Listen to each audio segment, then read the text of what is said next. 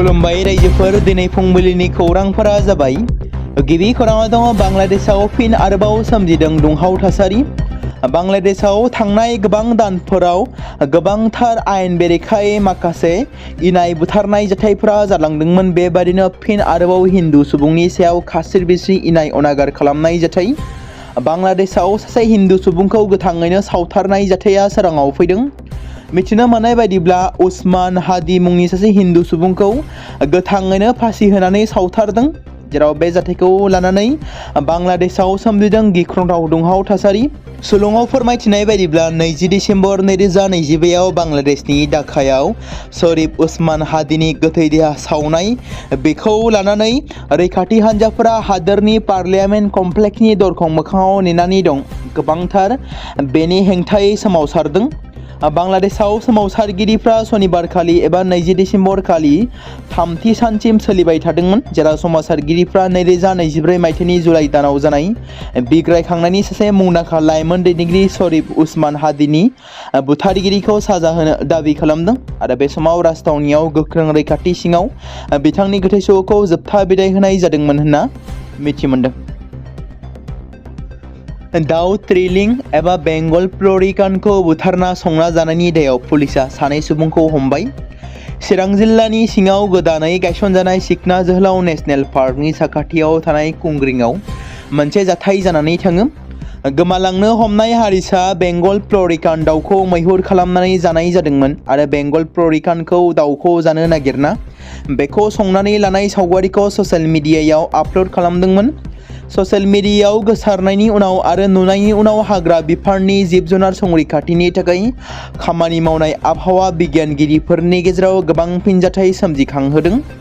सनिबारखालि आसामनि गुबुन गुबुन ओनसोलनि आबहावा बिगियानगिरिफ्रा चिरांनि रुनिकाटा खुंग्रिंआव बे गोमालांनो हमनाय बेंगल फ्लरिकानखौ मैहुर खालामनाय आरो जानायनि सायाव ससियेल मिडियानि गेजेरजों सोंखारिनाय आरो रागा जोंनाय फोरमायदोंमोन आरो हाग्रानि जिब जुनार रैखाथि आयेननि सिङाव दायनिगिरि सुबुंफोरनि हेंथायै राहा लानो खावलायदोंमोन। रुनिकाटा पुलिस थानानि इनचार्ज अफिसार बिनय मालाकारनि दैदेननायाव पुलिसनि हान्जाया कुंग्रिं गामियाव सिंग्रोबनानै बिग्राय बसुमतारी 38 बोसोर बैसोनि आरो सावन बसुमतारीखौ हमनो हायो, जेराव बिथांमोनखौ पुलिस बिफाना गावसोरनि आवथायाव लानानै थाङो होनना मिथिहोदों।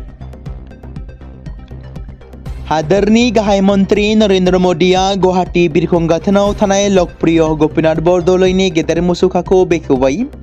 भारत रत्नजों मान होजानाय लोगोसे आसामनि गिबि मन्त्रि गपिनाथ बरदलैनो आसाम रायजो दाफुंनायाव गावनि एंगारहायै बिहोमा होलांनायखौ मान होनानै मैया गपिनाथ बरदलै इन्टारनेशनेल एयारपर्टनि गोदान टार्मिनेल बेखेवनाय समाव बिथांनि 80 फुट गोजौ मुसुखानि थामहिनबा मुसुखाखौ भारतनि गाहाय मन्त्रि नरेन्द्र मदिया बेखेवो। मैदेरनि गाग्लोबनायाव फिन आरोबाव सासे सुबुंनि जिउ खहा जानाय सुबुङा तामुलपुर जिल्लानि कुमारिकाटा हाग्रा मावख'नि सिङाव थानाय कैरानि सनमनि गामिनि 50 बोसोर बैसोनि जहन सरेन। फोरमायथिनाय बायदिब्ला मैया फुंबिलि 5 रिंगासो समाव गुवाहाटीआव भारतनि गाहाय मन्त्रि नरेन्द्र मदि फैगोननि हाबाफारियाव बाहागो लाहैनो थाखाय सिखारनानै दुगैस्रां लोबस्रां गिर्जायाव थांखांनानै थियारि जानाय समावनो गामियाव हाबग्लुंफैनाय हाग्रानि मैदेरा जहन सरेननि बारियाव दंफैयोमोन आरो जहन सरेन आरो बिसि जयै न'आव थानानै अर सुनानै थाबाय थानाय समावनो हरखाब न' फारसे फैनानै जहन सरेनखौ बिखायाव नाख्रेबनानै एबा गाग्लोबनानै बुथारलाङो होनना फोरमायदों। फेस्ला फावखुंग्रि भारती सिंहआ फिन खेबसेबाव बिमा जानो हादों। 19 दिसेम्बरनि फुङाव भारतीया सासे हौवासा जोनोम होदों। मोजां मोनगिरिफ्रा दा बिथांनि पस्टखौ जोबोद गोसो गोरबोजों नुनो मोनदों एबा अनसायदों। मख'नो गोनांदि दासिम बिथांमोना खौरां बिजों एबा ससियेल मिडियायाव जेबो खारिथि फोसावाखै। बेनि सिगाङाव भारती सिंहआ 2022 मायथाइयाव गावनि गिबि फिसाज्लाखौ जोनोम होदोंमोन, जायनि मुङा गला दोननाय जादोंमोन।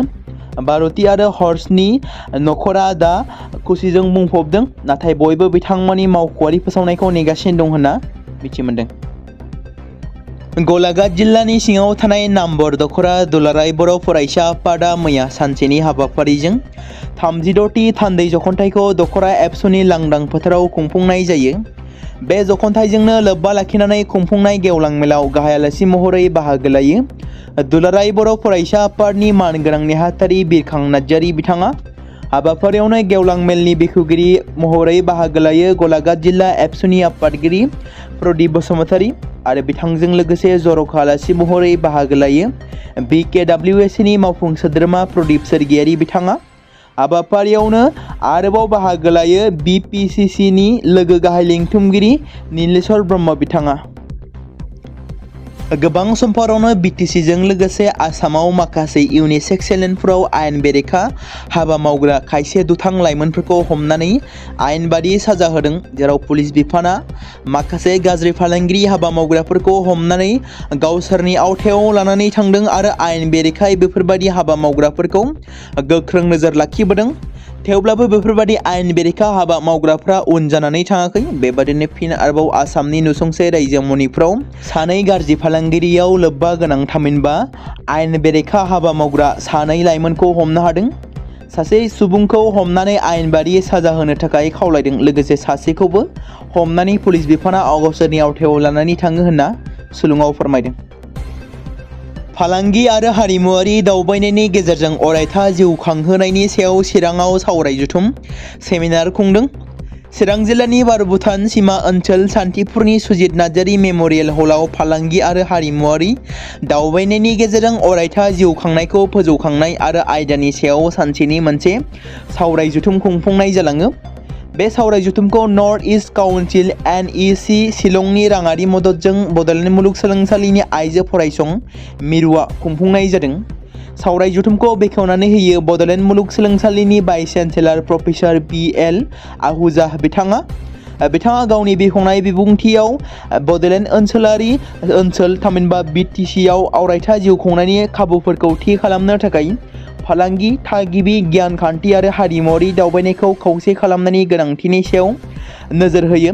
मैयानि जालांनाय बे सावराय जथुमाव सा-सानजा ओनसोल जौगाखां मिनिस्ट्रिनि जइन्ट सेक्रेटारि अंशुमान दे बिथां आरो BTCनि मावफुं सोद्रोमा धीराज बरगयारी, पानिराम ब्रह्म, BIFAनि सेक्रेटारि दाबा पेन्जर आरो गोबां सानसुमै मेलेमजिबि सुबुंफोरा बाहागो लादोंमोन।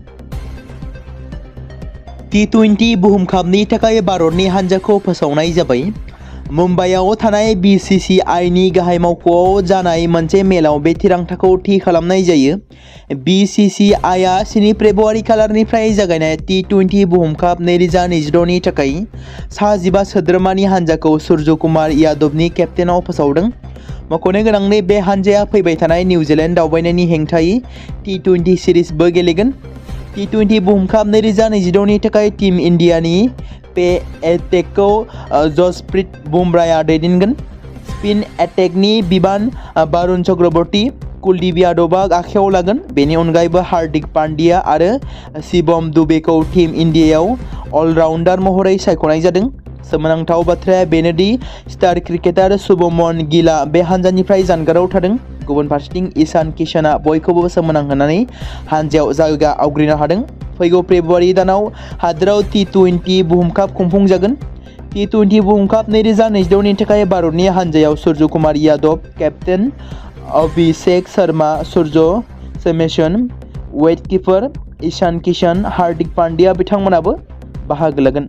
हाग्रानि मैदेरफोरा दाउब'फोर बायदि बिरलांनो हानायमोनब्ला बियो गोदो गोदायनिफ्रायनो बिरलांगौमोन। बुहुमनि मोनसे देरसिन गांसो जाग्रा जुनारआ बिरनो हाया। होबथानाय गैयै सुबुं दखल खालामनायनि जाहोनाव हाग्रानि थाखुलि खमायनायनि जाहोनाव बे गेदेर अरनाव थाग्रा जिब-जुनारनि थाखाय थानो जायगा आरो आदार मोन्नैनिबो आंखाल जानानै फैदों, जायनि जाहोनाव हाग्रानि मैदेरफ्रा मानसि थाग्रा जायगाफोराव हाबफैनाया मोनसे सरासनस्रा जाथाय जादों एबा थासारि जानानै फैदों।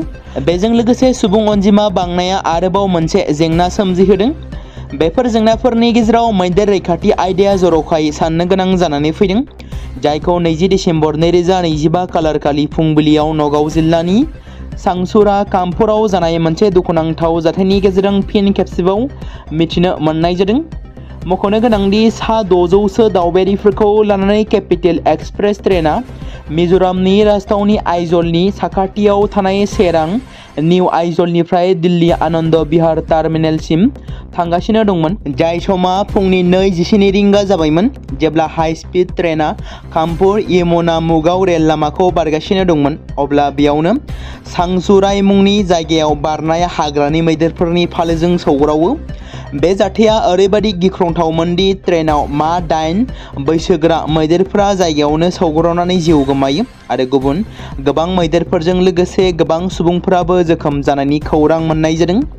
20507 नम्बरनि DN रेलगारिया सौग्रावनायनि एसे मिटार गोजानाव थाथ'नानै थानो गोनां जायो। बे जाब्रबथायाव रेलगारिनि गंबा दाब्बाया रेल लामानिफ्राय गोग्लैयो। बेनि उनाव रेल बिफाना बै लामायाव गुबुन रेलगारिफोरनि थांलाय फैलायखौ गोबां घन्टानि थाखाय दोनथ'नो गोनां जादोंमोन। हाग्रा आरो रेलवे बिफाननि गोजौ थाखोनि मावख'गिरिफ्रा जाथायथिलियाव सौहैयो। रेलवेया गोबां गोख्रों सेन्सिटिभ जायगाफोरनि गेजेरजों सम सम थांगासिनो दंमोन आरो बेफोरबादि जाथाया गले गले जाफ्लेबाय थायोब्लाबो रेल बिफाना बे बेलायाव राहा लानायनि बाथ्रा मख'नायखौ नुनो मोनामोन। बे जाथायनि उनाव नर्थ इस्ट फ्रन्टियार रेलवे बिफाननि चिफ पाब्लिक रिलेशन अफिसारा गिबि बुलेटिन फोसावदों, जेराव बुलेटिनाव फोरमायनाय बायदिब्ला बे जाथाया सिगाङाव मख'नाय जायगायाव जादों। रेलवे बिफाना फोरमायनाय बायदिब्ला लामडिं रेलवे डिभिजननि सिङाव थानाय बे लामायाव जानाय जाब्रबथायाव रावबो रेल दावबायारिफ्रा जोखोम जायाखैमोन। बिथांमोना बेखौबो फोरमायदों दि मोनथाम हेल्पलाइन नम्बर फोसावनाय जादों आरो रेलवेनि गोजौ थाखोनि मावख'गिरिफ्रा जाथाय जानाय जायगायाव थांदोंमोन आरो दावबायारिफोरखौ हेफाजाब होनो थाखाय रेलवेनि राहा खालामनाय जादों आरो गुबुन गुबुन सोमोन्दो गोनां राहा खालामनाय जादों एबा लानाय जादों होनना सुलुङाव फोरमायदों। आसाम हादोरसानि अमा बेदर जानो मोजां मोनग्राफोरनि थाखाय मोनसे मोजां खौरां। बावैसो सिगां हादोरनि मोन 7 जिल्लायाव अमा बेदर फाननायनि होबथानायखौ होबथानाय जादों।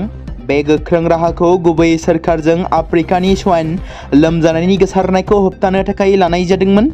दानि थासारिया एसे दबथायनो मोननायनि जाहोनाव होबथानायखौ बोखारनायनि थिरांथा लानाय जादों।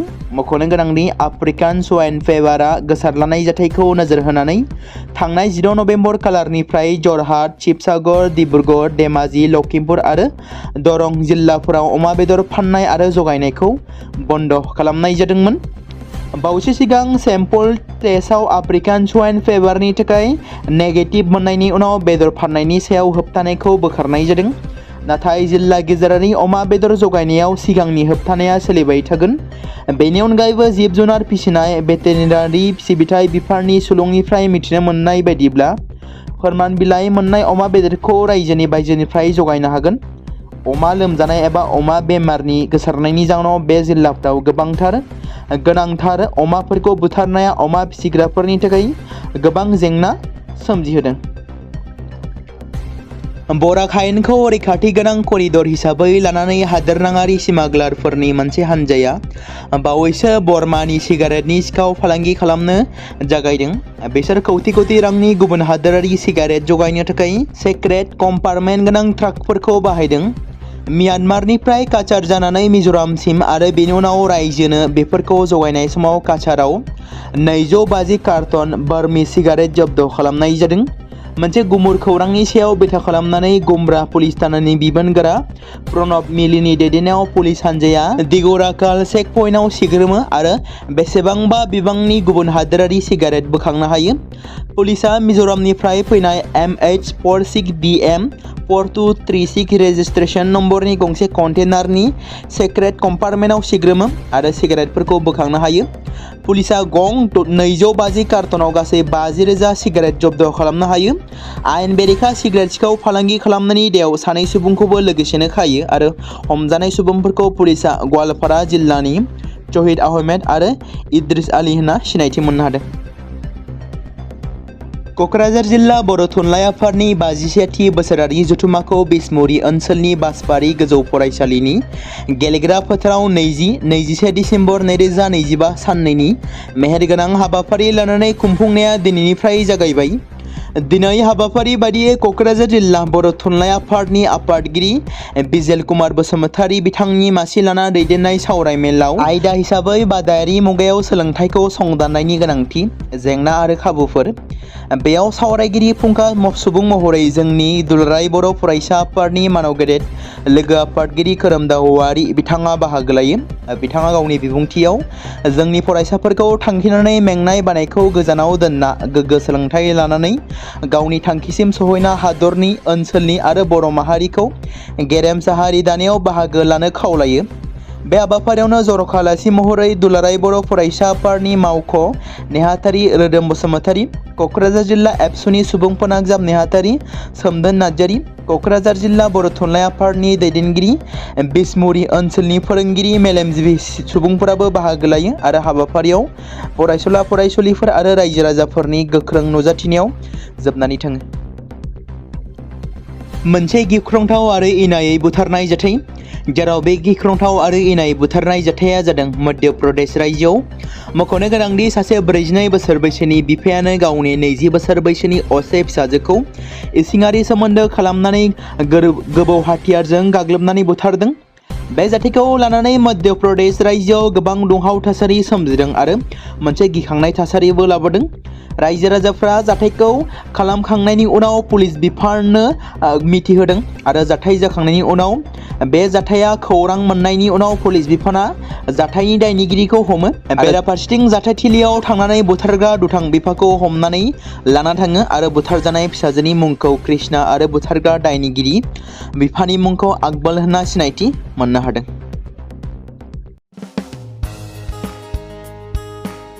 बे समाव मोनसे गोनां फोसावथाय बर' सावथुन नायनानै मोजां मोनग्रा गासै बर' रायजो राजाफोरनि गेजेराव लानानै फैदों मोनसे बर'नि OTT प्लेटफर्म गोनां, जाय प्लेटफर्मनि गेजेरजों नोंथांमोना बर'नि गोजाम सावथुनफोरखौ नुनो मोनगोन।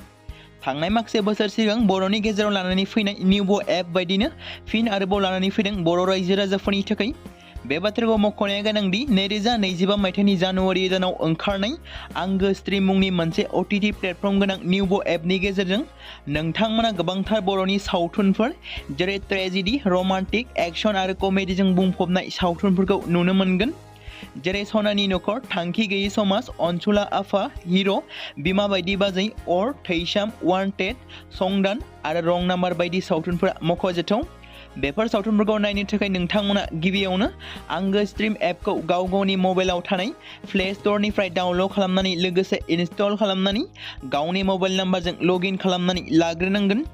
बेनि उनाव नोंथांमोना गोबांथार नुनो मोनै सावथुनफोरखौ गुगोल पे, फन पे आरो पेटिएमजों रं नाम्बार सावथुनखौ नायनो थाखाय 60 रां आरो संदान सावथुनखौ नायनो थाखाय 80 रां, वान्टेड सावथुनखौ नायनो थाखाय 60 रां, थैसाम सावथुनखौ नायनो थाखाय 60 रां बेबादिनो गोबांथार नुनो मोनै सावथुनफोरखौ नायनो थाखाय सुबिदा खालामनानै होदों आंगो स्ट्रीम प्लेटफर्मा। फिन नोंथांमोननि गेजेराव फोरमायबावनो लादों बर' सावथुन नायनानै मोजां मोनग्रा गासै बर' रायजो राजाफोरनि गेजेराव लानानै फैदों मोनसे बर'नि OTT प्लेटफर्म गोनां, जाय प्लेटफर्मनि गेजेरजों नोंथांमोना बर'नि नुनो मोनै सावथुनफोर जेराव गोजाम सावथुनफोरखौ नुनो मोनगोन।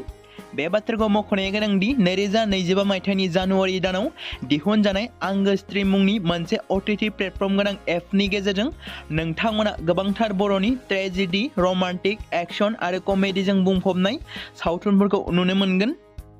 जेरै रं नाम्बार, संदान, वान्टेड, थैसाम, अर, बिमा बायदि बाजै, हिर', अनसुला आफा, थांखि गैयै समाज, सनानि नखर बायदि बायदि सावथुनफ्रा मख'जाथाव।